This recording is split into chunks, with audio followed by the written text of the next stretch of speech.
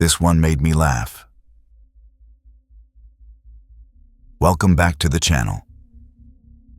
Before we begin tonight's story, do me a favor. Check that your doors are locked, put your phone face down, and think about the last time you got a weird message from a stranger online. Because tonight's tale is about a scam so dumb it has to be fake. Until the moment you decide, just for a second, to believe. I used to joke that Michael Jackson was alive. Not in a casual, haha, Elvis is on the moon way. No, full-on conspiracy rabbit hole. I'd watched every grainy YouTube video, every analysis of his last public appearance. The hat switch, the ambulance angle, the supposed look-alike leaving the hospital. I knew the dates, the times, the airport footage that didn't add up. If there was a theory, I'd bookmarked it. So when the message came, I didn't react like a normal person. I reacted like someone who'd been waiting. It was a Tuesday afternoon, the dead middle of my work-from-home shift. I was supposed to be buried in spreadsheets, but instead, I was doom-scrolling Instagram, thumb-numb from flicking past other people's vacations. That's when I saw it. Michael Jackson, the real Michael Jackson, 1111, wants to send you a message. At first, I thought it was some fan page. I tapped it open, already preparing a snarky, too-soon joke in my head. The profile picture was a late-era Michael. Pale, big eyes, too smooth. Bio. Spoiler, it's really him. He'd sent one long block of text. Hey, it's Michael Jackson. I'm messaging you from a private account.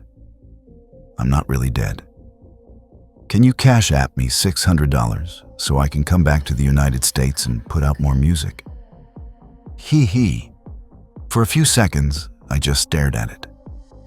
Then I burst out laughing. The hee hee at the end really did it for me. I said to my empty apartment, totes legit. I almost screenshotted it to roast in my conspiracy Discord. They would eat this alive, circle the username, debate the profile pic, argue about whether the punctuation felt like Michael. My thumb hovered over the screenshot button. And then this ugly little thought crawled into my brain. What if you're laughing at the one time it's actually real? Think about it. If you were Michael Jackson, secretly alive, hiding from the world, would you send some polished, corporate-sounding email? Or would you do something so stupid no one would believe it, except the people who already did? That was the hook. Not the message, not the name, the laziness. It felt like something only the real guy would get away with. I typed back before I could stop myself. Prove it. 3 dots appeared instantly. You've been visited by the ghost of Michael Jackson. Fortune will smile on you this month if you Cash App 600. Hee hee.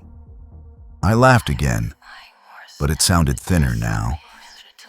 I told myself I was just playing along. I told myself I'd send the money and see what happened, and if it was obviously a scam, I'd charge it back and post the whole thing. Look at this idiot who thinks I'm dumb enough to fall for Hee Hee Jackson. My brain was screaming, don't. But there's a reason scams work. They don't aim at your logic. They aim at the part of you that wants something. Me? I wanted to be right about him. I wanted to believe the world was stranger than it looked through my cheap blinds and my half-finished spreadsheets. So, like an idiot, I opened Cash App. $600. My savings took a visible hit, numbers dropping like a little elevator. I hit send. A second later, thank you. I knew you believed me. You're not like the others. Don't tell anyone yet, they'll try to stop me. I'll message you when I land. Hee hee. That night, I fell asleep with the TV on, waiting for breaking news, Michael Jackson alive, to crawl across the bottom of the screen. Nothing. No TMZ airport footage. No mysterious masked figure at LAX. Just election noise and a weather report. I woke up to another DM. They stopped me at the airport. They said, "You're supposed to be dead." They took my passport.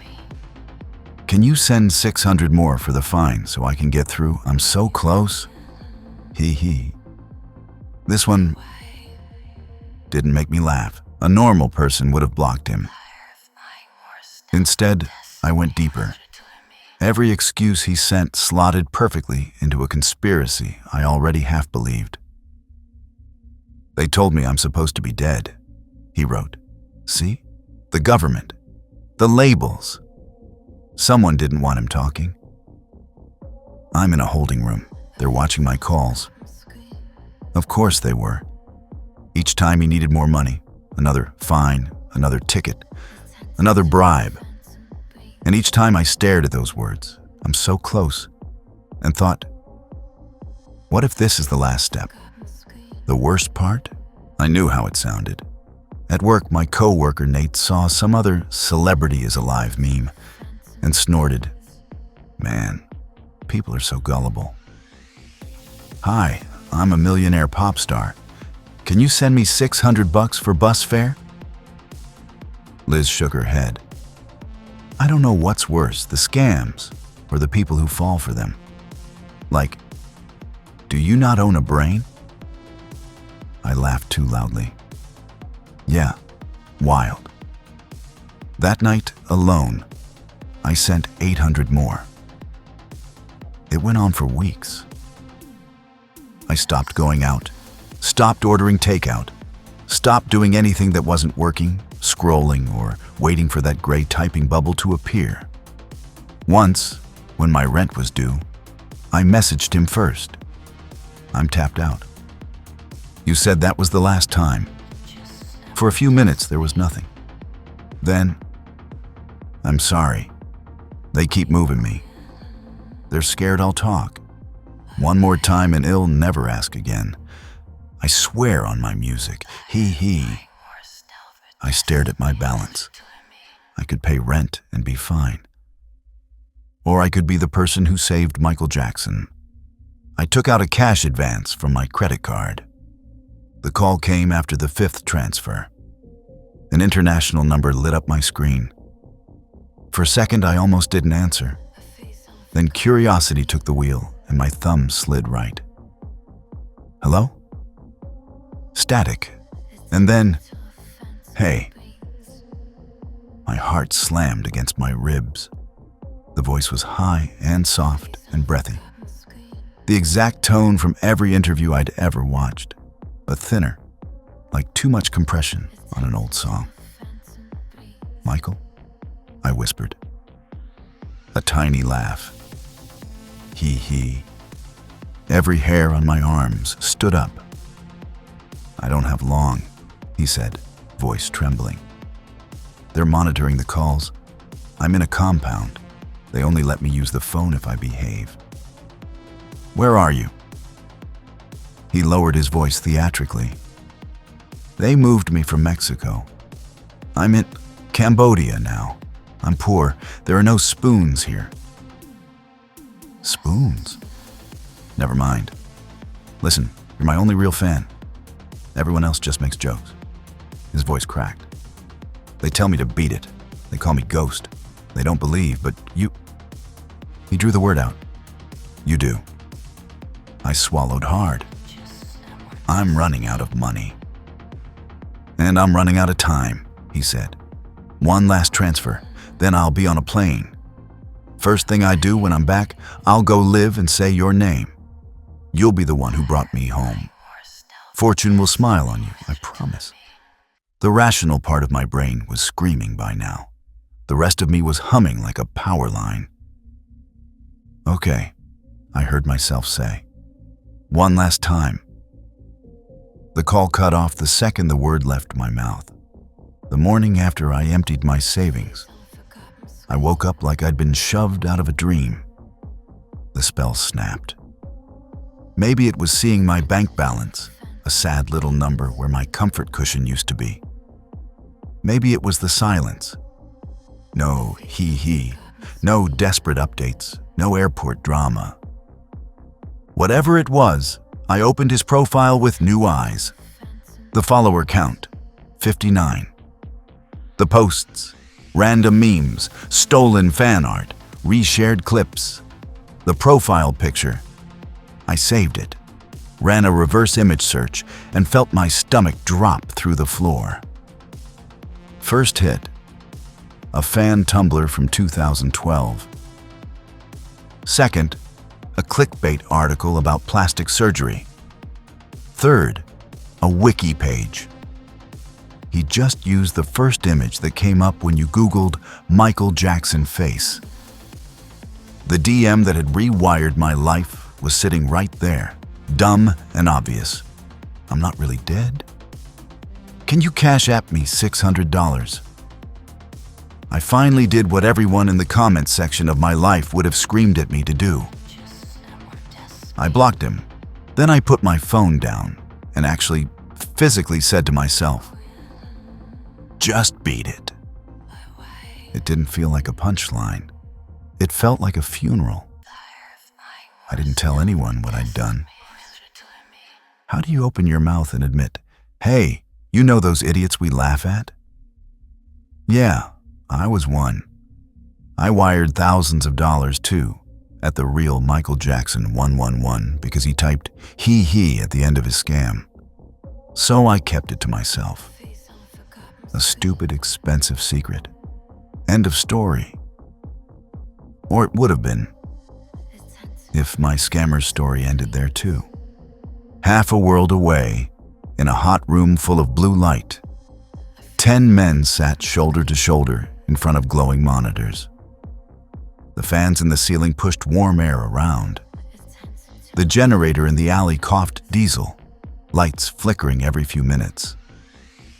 When the power hiccuped, the room went silent, except for breathing and muted cursing. On one screen, my archived chat with Michael Jackson scrolled by. Good, Mark, their supervisor said the day before, clapping a hand on the scammer's shoulder. He emptied out for you. Lonely ones always do. The scammer, thin, young, wearing headphones half on, just smirked. It's the he, boss, he said. That's the magic. Makes them go from this is stupid to what if. The others laughed. He's just stating his pronouns, one of them joked. He/he. Another guy chimed in from the back. Luxuries in the afterlife are expensive, man.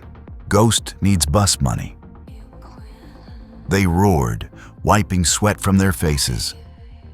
On the scammer's screen, my username was now gray. Blocked, he said. This one finally woke up. Archive him, the boss said. We don't chase the ones with zero left. Waste of time. There are more believers. The scammer clicked a button. My chat slid down into an ocean of old conversations, thousands of people who'd sent money to dead celebrities, injured soldiers, single mothers that didn't exist. Immediately, a notification popped up. New lead, Instagram. A little AI tool in the corner had found another target. Mid-30s, US-based. Followed 3 different Michael Jackson fan pages, liked conspiracy hashtags, commented recently, I know he's not really dead, y'all. The scammer whistled softly. Fresh one, he said. Prime believer. Give her the deluxe package, the boss replied. Add the airport drama. People love the airport drama. The scammer cracked his knuckles and opened a blank DM. His fingers hovered over the keyboard. He didn't have to think about the script anymore. It lived in his hands. Hey, it's Michael Jackson. I'm messaging you from a private account. He hesitated only once before the sign-off.